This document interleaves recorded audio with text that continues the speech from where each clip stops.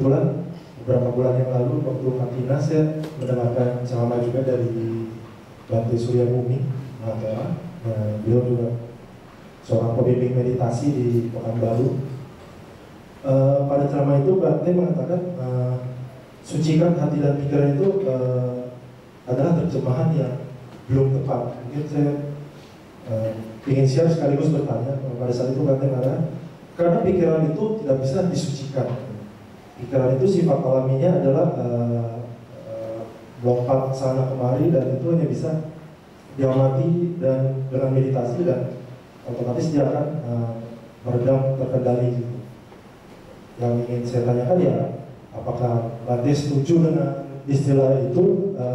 Karena memang sucikan hati dan pikiran itu sangat umum saya dengar sejak di pelajaran SD sampai sekarang pun memang sucikan hati dan pikiran. Baru kali itu saya mendengarkan yang berbeda dari yang umumnya.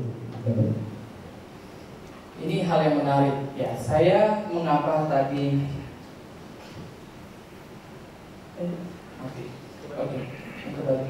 Ya, kenapa saya tidak berani untuk mengubah? Ini adalah saya membuat dari Dhammapada. Ya, kalau saya mengubah berarti saya sudah melakukan sebuah perubahan terhadap terjemahan yang disepakati oleh tim penerjemah dari Sangga yang ada di Indonesia. Nah, saya sangat setuju dengan pendapat tadi bahwa mengapa sifat utama dari pikiran itu adalah dia muncul, ya, dia berkembang, dia lenyap. Ya, setiap momen yang ada itu berbeda. Jadi apa yang harus disucikan? Ya, tapi sucikan di sini adalah sebuah penerjemahan. Ya, seperti kalau kita berbicara tentang sila, terkadang ada di buku Parita yang lama itu saya bersumpah.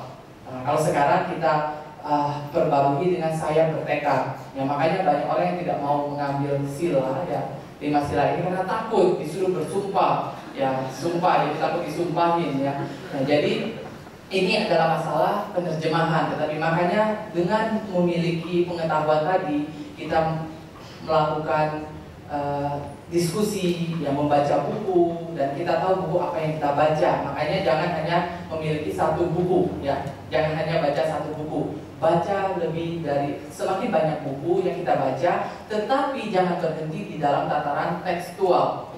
Ya, ini akan membuat kita menjadi monster-monster, ya seperti tablet, ya. Jadi ya kita hanya di tataran tadi. Dan kenapa? Karena kita mempelajari Buddha Dharma.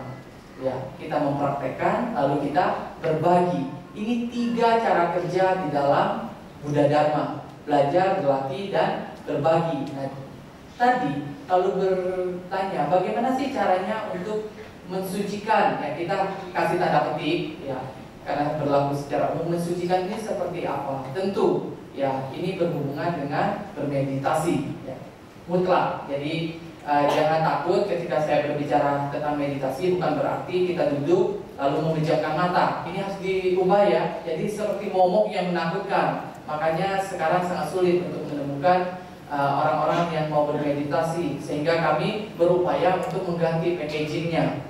Ya, seperti mau jual kacang, aduh udah lama nggak laku lagi kacang ini, jadi kami ganti ininya kotak sama kemasannya, tetapi intinya sama. Makanya tadi ditulis bahwa kita membawa semangat aslinya, bukan bentuk aslinya. Ya, salah satu contoh mengadakan acara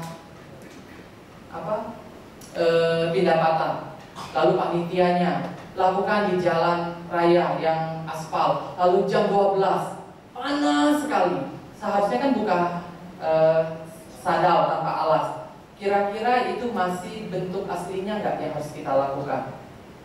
Ya, ada mahasiswa kedokteran di sini, efeknya ketika kita berjalan di aspal yang panas tanpa alas bagaimana? Nah, itu kita harus lihat. Jadi kita harus cerdas bagaimana kita membawa semangat aslinya tanpa mendistorsi ya bentuk-bentuk aslinya, sehingga kita dapat menjalani dengan baik. Nah, itu. Nah, jadi tadi bagaimana kita memurnikan atau yang mensucikan pikiran kita adalah dengan cara meditasi. Tapi pertanyaannya tadi setuju atau enggak sih? Ya, setuju, dan tentu ini adalah upaya yang harus kita lakukan. Ya, tidak ada cara lain. Ya.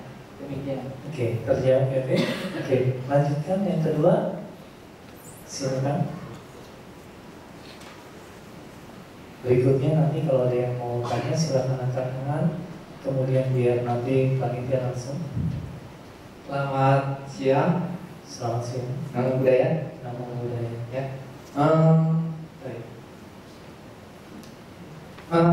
Menarik sekali ya bahwa di sini dilihat bahwa inti ajaran agama Buddha itu mensucikan pikiran. Kita lihat bahwa ajaran sekarang ini banyak sekali agama, mayoritas agama lain itu intinya itu sebanyak-banyaknya menyembah kepada Tuhan ya. Tetapi kan saya pernah baca bukunya dari Good Question, Good Answer. Di situ diterangkan bahwa tidak ada Tuhan sebenarnya. Itu gimana sih kita menyikapi kalau kita bertanya kepada umat lain gitu misalnya. Ya sekian saja gitu ya. Oke, namanya tadi siapa? Soeharto. Soeharto. Pertanyaan atau apa? Oke. Nah, ini hal yang dua sisi mata uang. Ya, saya hanya ingin mengatakan satu hal bahwa kita harus cerdas di dalam bertanya dan ditanya, dan kita harus paham dulu agama Buddha itu seperti apa. Ya, di zaman Buddha ya Buddha sendiri mengatakan bahwa berbicara tentang ketuhanan itu tentu tidak akan memberikan banyak manfaat bagi kita, dan kita harus tahu bahwa dengan agama lain ya apapun itu kita beda ya, terutama yang agama Masawi ya, kita lahir dari pertapaan dan mereka pewahyuan, sudah beda. Jadi apa yang harus diperdebatkan? Nah, tapi manusia sekarang kan apalagi di masyarakat yang modern ini sukanya berdebat ya. Apalagi sekarang ya sudah muncul aturan-aturan undang-undang untuk orang-orang yang berdebat yang tidak sehat. Nah, jadi kita sebagai umat Buddha yang harus kita lakukan adalah mampu untuk melihat esensi dari ajaran guru Buddha. Ini tidak tahu kabar baik atau buruk, tetapi harusnya kabar baik bahwa agama Buddha itu adalah jalan dari kehidupan, ya, way of life. Ya. Jadi ketika bertanya, saya sering ditanya atau bagaimana ya ketika menjawab dari teman-teman dari agama lain ketika bertanya, oh agama Buddha tidak mengakui adanya Tuhan. Nah itu kita harus melihat dari kerana mana kita harus menjawab. Ya kalau Tuhan, ya kita lebih mengarah kepada sifat-sifat ketuhanan.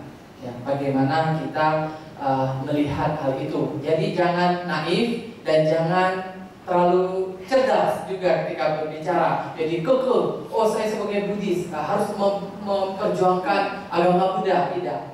Kita harus tahu kehidupan kita ini dipengaruhi oleh berbagai macam konteks kehidupan, sosial, politik, ekonomi, ya budaya, dan tentu hal ini harus diseimbangkan. Kalau politik, ranah politik seperti ini, agama bahkan nilai-nilai ketuhanan adalah menjadi sebuah ya ujung tombak mereka untuk melegalkan berbagai macam hal yang ada di dalam politik, ya, berpolitik. Jadi kita harus cerdas melihat bagaimana cara kita menanggapinya, ya itu. Lalu berbicara tentang mensucikan hati dan pikiran ini, tentu di agama manapun melakukan hal tersebut.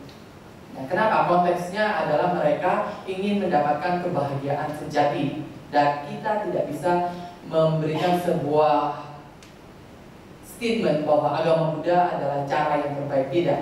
Buddha hanya mengatakan ketika Buddha berada di sebuah hutan yang bahwa Buddha hanya memberikan segenggam damai yang diberikan Buddha itu diibaratkan hanya segenggam daun yang ada di tangannya Buddha. Berarti kita dapat menginterpretasikan bahwa Buddha hanya memberikan sekian persen apa yang ada di dalam diri Buddha. Ya, tetapi itu memberikan sebuah yang keseluruhan dari kebenaran yang ada. Nah, jadi di sini kita bukan berarti rela mati untuk membela agama Buddha. Nah, lalu kita benar-benar untuk memperjuangkannya. Tidak, memperjuangkan agama Buddha adalah dengan mempraktikkan Buddha Dharma. Itu sama dengan kita melestarikan Dharma yang ada, ya, melalui mensucikan hati dan pikiran. Ya, jalannya adalah bermeditasi. Ya, meditasi seperti apa? Di sini ya kita tidak akan kupas. Kalau kupas nanti jadinya retret, bukan talk show. Ya, nanti kita akan gunakan momen yang tepat karena rasanya di Ekayana berbagai macam tradisi itu dimunculkan untuk apa? Karena memang kita ingin menghadirkan sebuah wadah yang tidak hanya menjembatani secara tekstual, tetapi secara kontekstual. Ya, dari anak-anak yang di blessing sampai yang didoakan ketika meninggal ada di Ekayana. Jadi ya silakan gunakan waktu untuk melihat hal ini lebih mendalam sehingga ketika ditanya ya atau bertanya kita akan memiliki sebuah modal yang besar, dan modal ini adalah modal yang benar-benar berdasarkan pengertian dan pandangan yang benar. Demikian. Oke, terima kasih Swanto. Mungkin berarti saya bisa sharing sedikit. Jadi apa yang ditanyakan oleh Swanto tadi sebenarnya ini sering terjadi, ya. Saya juga terjadi, teman-teman juga terjadi. Apalagi kita adalah teman-teman lingkungan kita banyak, ya, dari agama manapun juga. Ada satu yang selalu saya bawa, yang pernah saya baca, kemudian itu terus saya lakukan adalah begini. Tadi dikatakan bahwa sucikan hati dan pikiran. Apabila kita seorang yang percaya dan berpraktek Dharma, ketika kita melihat orang lain berdebat mengenai agama mereka, kita tuh kalau udah melihat ke dalam, kita akan tersenyum. Kenapa?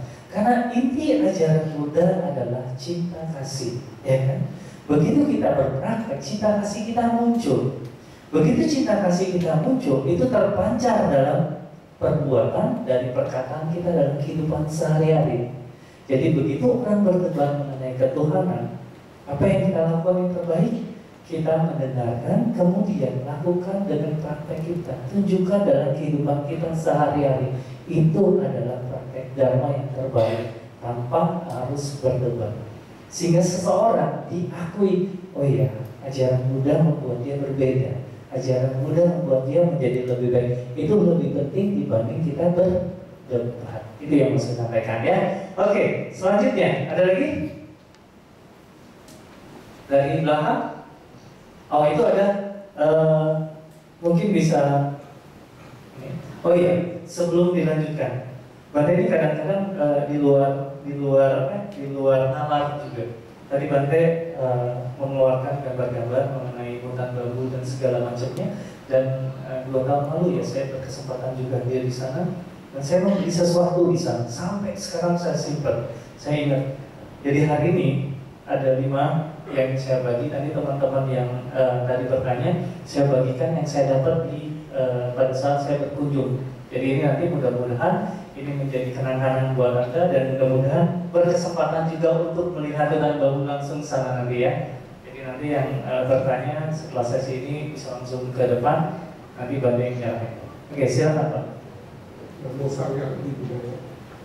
Bante, saya kan istri saya ajak meditasi sama orang India. Jadi guru meditasi itu berdesak, dia berdesak meditasi. Tapi waktu saya masih mahasiswa, Bante Surya Bumi pernah ngomong ke saya, kamu nggak cocok meditasi, baca parita aja. Itu kenapa Bante? Oke, mungkin ada yang dengar siapa sih Bante Surya Bumi? Bante Surya Bumi ini salah satu biku senior ya di Indonesia, dan beliau ya termasuk guru saya. Langsung jawab. Ya. Nah, jadi tadi Bapak ini bertanya, dia diarahkan untuk baca parita, ya, tidak ke arah meditasi. Nah, terkadang ketika kita sudah berinteraksi antara guru dan murid tadi, pasti guru tahu kecenderungan dan apa yang ada di dalam diri kita. Maksudnya melihat kira-kira apa sih yang dapat membantu kita untuk maju di dalam latihan meditasi kita. Nah, seperti saya, ketika saya dulu, saya pernah di guru dengan Pak saya kalau tahu. Nah, kalau saya duduk meditasi, saya seakan-akan ada orang berdiri di belakang saya. Terlepas itu persepsi keliru, ya saya seakan-akan atau tidak, saya tidak tahu. Tetapi saya merasakan ada sesuatu. Lalu saya datang ke Pak saya Dao saat itu, guru yang saya yakini. Saya bertanya, mengapa ya Bante bilang hanya kamu baca saja Buddha Nusati, Dhamma Nusati, dan Sangha Nusati. Perkuat keyakinan Anda akan Buddha, Dhamma, dan Sangha. Ini akan memberikan sebuah efek yang besar. Berhenti dulu meditasinya.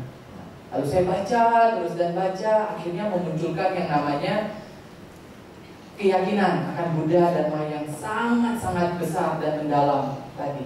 Sehingga ketika saya duduk bermeditasi beberapa bulan setelahnya, ketika saya duduk, rasa takut itu tidak ada, tetapi berbahagia dan muncul yang namanya cinta kasih. Sehingga yang tadi seakan-akan yang ada di saya itu tidak ada lagi. Ya, terkadang ya kita tahu bahwa kita terlalu banyak beraktivitas dan kita ini muncul berbagai macam persepsi di dalam diri kita secara fisik maupun secara batin. Sehingga kalau di Zen lebih ekstrim lagi, kalau ketemu Buddha, bunuh Buddha. Itu maksudnya bukan Buddhanya yang dibunuh, tidak, tetapi hal-hal yang seperti ini. Biasanya kalau kita meditasi, kita lebih cenderung ke arah yang seperti ini, magicnya, bukan esensinya. Jadi untuk bermeditasi itu kita harus memunculkan yang namanya sikap dan mentalitas sebelum bermeditasi, saat meditasi, dan setelah meditasi. Ya, sehingga apa? Ketika kita duduk, kita benar-benar bermeditasi, bukan hal yang lainnya. Jadi Bapak tadi bahwa hal itu wajar dan sangat bagus. Ya, saya berharap Bapak dapat melakukannya karena seorang guru, ya apalagi tadi sudah disebut namanya Bante Surya Bumi, bukan seorang guru yang diragukan karena secara praktik meditasinya sudah sangat ya kita anggap bahwa menjadi guru kita. Ya, jadi ya tentunya kita ketika belajar meditasi ada guru pembimbing dan kita harus mengikuti arahan dari guru pembimbing kita. Dan saya sarankan jangan belajar meditasi dari YouTube atau internet atau buku, karena mungkin itu benar, tetapi kita ketika mendapatkan sebuah halangan atau kesulitan, kita tidak tahu bagaimana keluar dari kesulitan itu. Kalau kesulitan secara batin itu yang akan sangat sulit ya. Kenapa? Karena jika kita tidak mampu keluar, ya kita akan mendapat berbagai macam kesulitan ya di dalam batin itu sendiri. Tidak jarang ada yang belajar meditasi tiba-tiba konslet ya jadi aneh dan beda itu. Jadi salah satu yang harus kita lakukan, kita harus tahu mengapa bermeditasi, untuk apa, manfaatnya apa. Ya tadi inti ajaran guru Buddha tadi.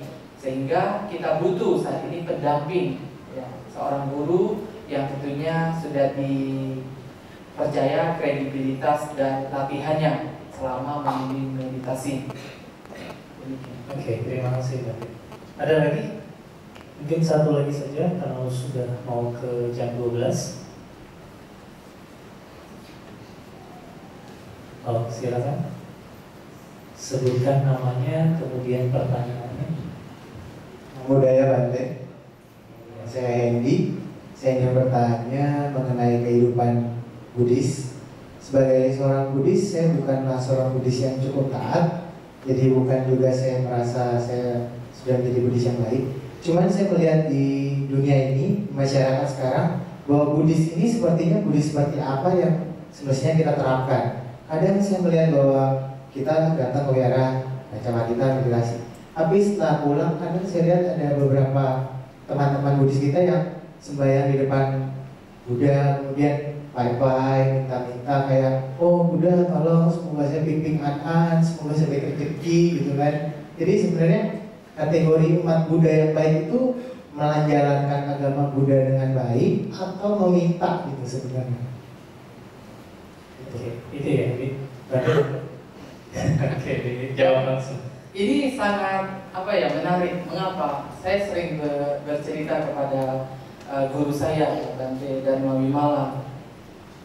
Kalau saya mengisi di acara kebaktian ya yang suka nyenfo, bahwa semuanya bilang bahwa praktik agama Buddha itu nyenfo, melafalkan Buddha, nama-nama Buddha. Lalu kalau yang mahasiswa mengatakan bahwa wah harus yang tekstual Bante, yang harus bahasanya yang modern. Lalu saya pergi ke Dharma Class ya dengan ibu-ibu dan anak-anak, ya konteksnya adalah keluarga.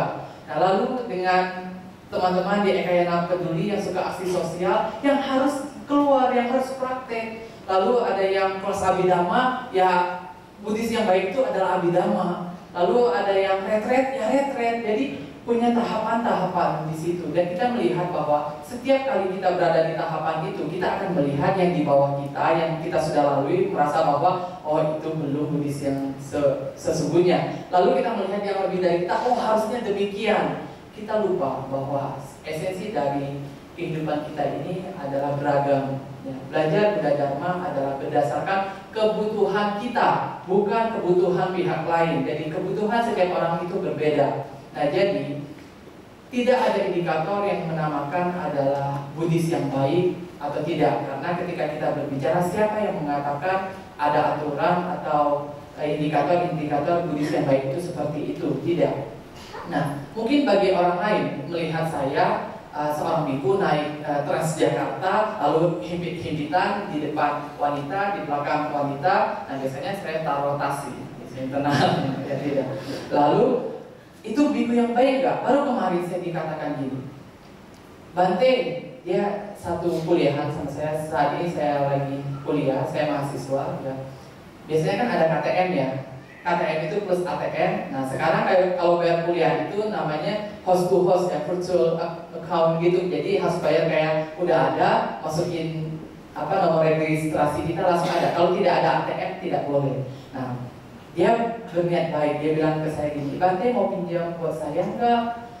Saya bilang, saya sudah ada, kan wajib itu. Wah, itu kan melanggar winaya Bante. Saya bilang, kok melanggar winaya? Tergantung kamu melihatnya. Coba kamu nih, saya kasih kamu pinnya, kamu ke ATM, kamu lihat isinya berapa. Kalau isinya 2M, ya melanggar winaya itu atas nama saya. Tetapi ya isinya tidak lebih dari 500.000 karena saldo awal.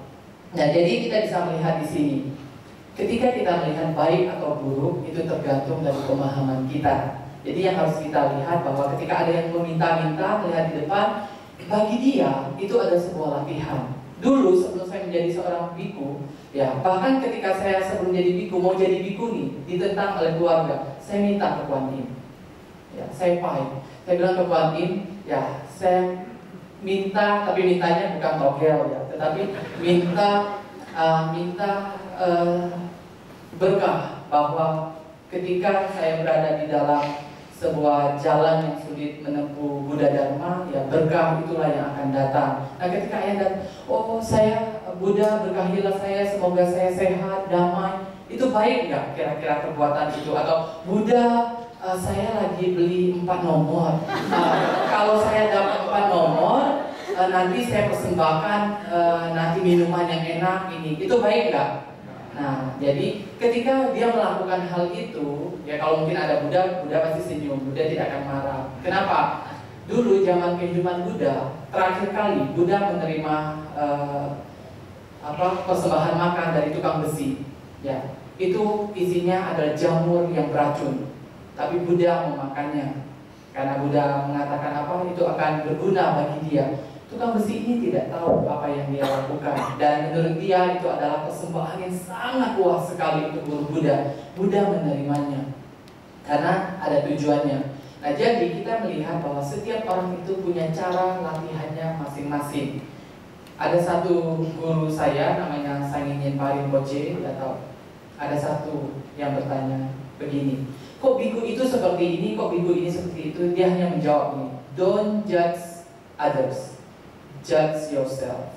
Artinya jangan hakimi orang lain, hakimi diri kamu sendiri. Maksudnya kita tidak mampu mengubah orang lain, tetapi ubahlah diri kamu sendiri dulu. Jadi segala sesuatu adalah dari diri kita. Ketika kita mampu mengaplikasikan Buddha Dharma secara baik, benar, dan murni yang tadi, tentunya ketika kita melihat segala sesuatu bukan lagi baik atau buruk, hitam putih, tetapi yang muncul adalah pengertian. Seringkali tadi baru berbicara dengan satu umat, Bante, dia bertanya ke saya, orang tua saya udah meninggal, saya buang atau saya taruh di atas abunya?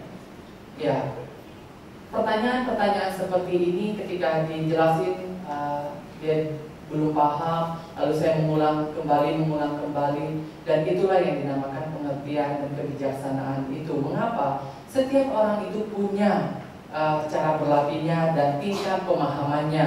Nah, sebagai komunitas, sebagai umat Buddha, yang harus kita lakukan adalah jangan menghakimi, jangan menyalahkan, tetapi bagaimana kita membantu menjembatani agar muncul pengertian dan pandangan yang benar. Nah, jika setiap orang memutarkan roda-roda dharma yang kecil di dalam diri dia, yang bergerak adalah roda dharma yang besar. Coba bayangkan. Dan makanya yang harus kita lakukan di dalam menjadi umat Buddha, belajar dharma melalui 3 aktivitas. Kita belajar, kita berlatih, dan kita berbagi. Nah, tatanan tadi ketika sahabat tadi bertanya atau melihat fenomena tadi, kita harus berbagi. Ya, bagaimana menjembatani, tapi tidak menghakimi atau menyalahkan. Tetapi yang muncul adalah kita benar-benar ya mengubah diri kita, dan kita pun meradiasikan perubahan-perubahan ini kepada sekeliling kita. Ya, itu yang dinamakan semoga semua makhluk hidup berbahagia. Itu makna yang sesungguhnya. Oke, terima kasih. Tadi saya bantu. Namanya siapa sih? Hendy. Nangkep sudah? Nangkep ya, oke.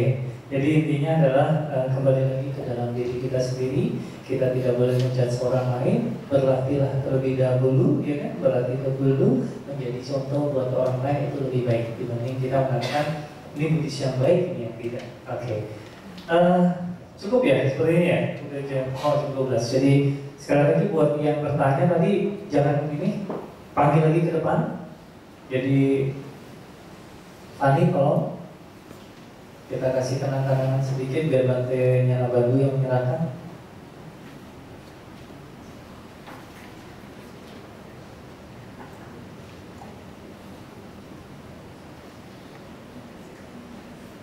Oke, jadi sebelumnya juga kemarin minggu ini sampai tanggal 15 adalah minggu tenang ya. Kemudian ini kadang-kadang kita saking semangatnya gitu ya, sempat melihat di account ya, kemudian karena mungkin gubernur petahana yang pernah datang ke wihara, kemudian ada yang nulis gitu ya, hashtag Ekayana peduli Ahok apa dan segala macam. Itu tolong jangan dimasukkan ya, apalagi itu beda gitu nanti takutnya ya. Jadi kita ini punya pilihan ya, masing-masing punya pilihan, kita hormati masing-masing pilihan, tapi yang namanya lingkup agama apapun juga itu harus terbebas dari yang namanya politik. Karena kita nggak melihat siapa dia pernah datang atau enggak. Ini kadang-kadang kita terlalu antusias gitu mendukung seseorang, jadi sampai keluar seperti itu ya. Jadi Ekayana mendukung nomor 2 apa sih, padahal kita nggak pernah mengeluarkan. Dan mengeluarkan orang yang nulis saking semangatnya mendukung tadi, itu tidak baik. Jadi kalau misalkan ada yang melihat seperti itu, baik itu agama apapun juga masuk ke tempat Anda, di hide aja. Kita membantu orang lain untuk berpikir lebih jernih. Salah satu praktek dari jadikan hati. Oke, sekali lagi udah tadi bertiga, tambah satu lagi ya tadi ada makanya. Oh, ini sudah biarin aja nanti di sana. Berarti ini tadi pas banget. Tadi pas saya buka apa yang ini, saya jadi ingat. Jadi waktu kesana sempat beli ini. Mudah-mudahan ini bisa membawa mereka ke tempat yang kita sama-sama kunjungi ya. Ini ada. Ini hanya sebagai simbol saja. Kalau tadi bilang bahwa berlatih ya, ini bisa buat berlatih. Kalau saya paling suka itu kalau lagi baca Tapreco itu dipakai, kemudian lagi kata orang sebutnya zikir ya, dan Amitobo di jalan Amitobo dipakai, dan ini membawa kebaikan buat kita. Ini hanya simbolis saja. Mudah-mudahan ini membawa Anda ke sana.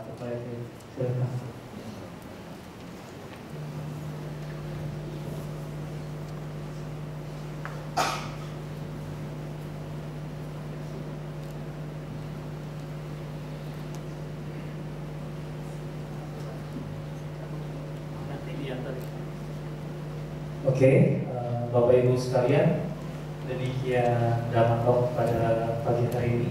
Jadi dapat kita simpulkan bahwa dari peringatan Maga Puja ini semua kembali ke dalam diri kita. Bagaimana kita bisa mempraktekkan ajaran Buddha. Tadi ada sebenarnya ada 3 angka yang dilihat tadi ya, di situ dikatakan jangan berbuat jahat. Kita sudah, ya, saya yakin teman-teman hampir semuanya, walaupun belum semuanya, mengambil yang namanya Pancasila, ya. Itu satu tahap yang bisa kita lakukan. Apabila Anda belum mengambil, ya, nanti ada wisuda ikrar, punya tekad untuk apa? Lari dari tidak melakukan perbuatan jahat itu. Jadi itu satu. Yang kedua itu mengenai tambahlah kebajikan. Tambahlah kebajikan ini sangat simpel. Anda datang ke wihara, ya kan? Anda datang ke wihara, Anda bantu di wihara, kebajikan Anda sudah Anda lakukan. Yang ketiga adalah mengenai sucikan hati dan pikiran. Sucikan hati dan pikiran ini seperti yang sudah dijelaskan bahwa kalau ada setuju atau tidak kurang terjemahnya, kembali lagi ke dalam diri kita. Begitu kita tidak melakukan perbuatan jahat, ya, kemudian kita melakukan banyak kebajikan, yang namanya energi positif diri kita ini akan membawakan pikiran kita dan perbuatan kita itu jauh lebih baik. Jadi kita ambil dari itunya saja ya. Dan kemudian kalau misalkan ingin berlatih, mungkin nanti Bante belum menjelaskan lagi bagaimana kita berlatih, ya kan? Setiap hari Minggu ada otomatis meditasi, ya. Cukup hari Minggu misalkan gitu ya. Tadi Bante bilang hari Minggu meditasi. Hari-hari biasa belum? Cukup setiap pagi. Kalau dulu Bante Bante ngajarin saya. Pagi tenang aja dulu ya, menikmati pagi. Anda hanya duduk masih ketika di ranjang, tenangkan pikiran Anda, nikmati hari ini, kembali ke dalam pikiran gitu kan. Tenang, itu udah mulai membangkitkan ingin meditasi. Begitu makan Anda tenang, gak usah mikirin yang lain dulu. Itu nikmatin semua apa yang dilakukan seharian itu bisa dijadikan alat untuk bermeditasi, untuk kembali ke dalam diri kita, untuk mengembangkan diri kita. Itu yang mau saya sampaikan hari ini. Sekali lagi terima kasih kepada Bante Nyanda Bandu yang berkenan untuk membabarkan dharma kita pada hari ini. Kemudian marilah kita sama-sama mengucapkan terima kasih dengan bernamaskara. Semoga apa yang disampaikan pada hari ini memberikan manfaat bagi kita semua.